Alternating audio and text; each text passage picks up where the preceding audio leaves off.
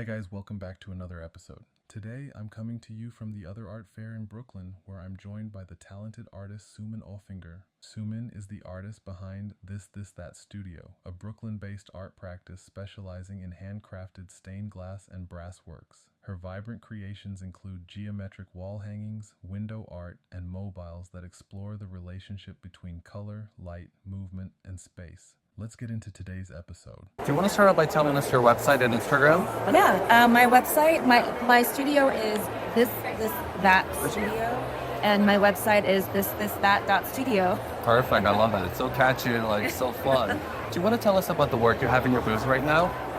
Sure. I do geometric stained glass that plays with the relationship between transparent and opaque glass. I love bold colors and geometric designs.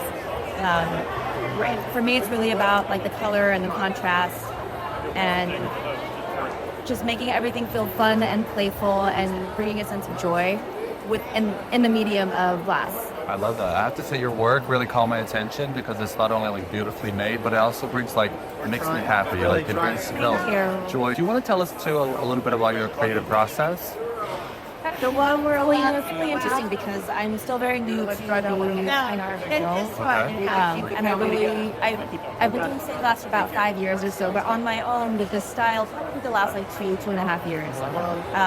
So I'm in the process of still developing my style and who I am as an artist. I would say my creative process is just whatever feels right to me. I will start off by designing on my computer, putting shapes together, feeling out what feels correct, I guess, for me, and then I'll try putting it in glass. And sometimes things come out where I really love them. That's a lot of what you see here in my booth. Sometimes things are just not my cup of tea, but I'm really glad I tried it. I'll have these ideas like I want to try this thing and put it together and be like, I really hate this. But it looks so pretty on paper. But that's the process, I guess. Oh, wow, you're actually like my first artist that does glass, and previous artists that I interviewed and normally like are able like to do canvas painting, so they can like scratch that or rip off a piece. Are you able to, if like you do something you don't like, are you able to somehow like manage to reuse it or take it apart? Or yes, absolutely. Glass is it's an expensive medium, so you definitely want to try to reuse as much of it as possible. So if I have any like small scrap pieces, I'm always trying to figure out how can I put this to use. And that's where I came up with some of the mobiles, which is like a wonderful use of scrap glass that doesn't necessarily go anywhere else, because it might just be a weird shape, and that's also why like I wanted to do sort of freehand shapes in a kind of Matisse-esque way, which not only is a good use of scrap glass, but I think also lends to another playful way to see glass that you wouldn't necessarily think of. And I think that's what a lot of my work is taking the traditional medium of stained glass and putting a fresher take on it, but putting my take on it, because I had not seen colors and glassware like this, and so because I hadn't seen it, I wanted to make it. Wow, okay.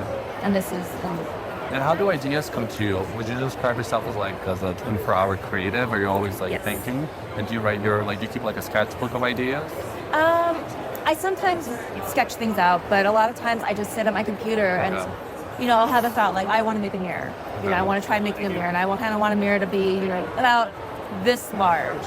Now, how is that going to look? How am I going to make that so that it is structurally sound, but also feels like something that I would make and I would want in my home? I love that. So everything I have here is stuff that I want in my home.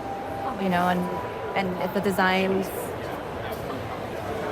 your aesthetic, then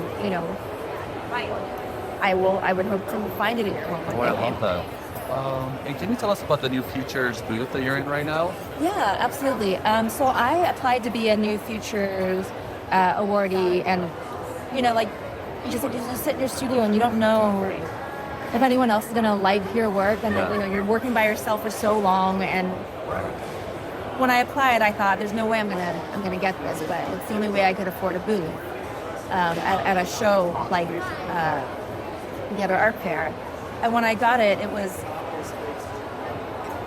an incredibly validating feeling to know that, wow, there are people who look at art every day who think that my art could fit in with that, and that feels so amazing. And the feedback I've been getting from, people who come to my booth has also just been so amazing and so kind. Yeah. And just like the gratitude I feel for this experience is just like, it's out of this world. You definitely deserve it. Thank Like, you. a beautiful work, and you have such an amazing calming energy. And I love to meet the artists and the work. Thank you. I appreciate that so much. Of course. Thank you again so much for being on the podcast. Congratulations to being with you featured artists in the booth. We're definitely going to follow you. I hope everybody follows you so we can check you out for later events and later exhibitions. Until next time we see each other. Thank you for being on the podcast. Thank you so much. Thank